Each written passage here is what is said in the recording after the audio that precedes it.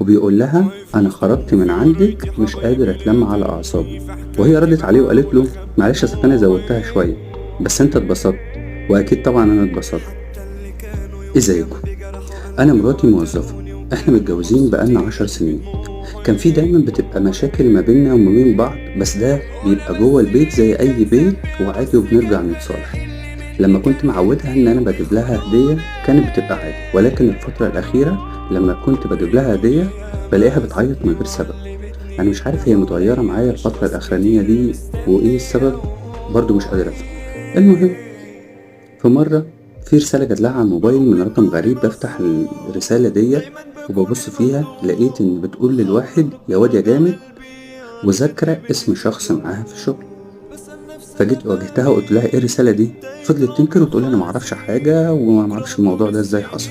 المهم اتخانقنا شوية وبعد كده اتصالحنا.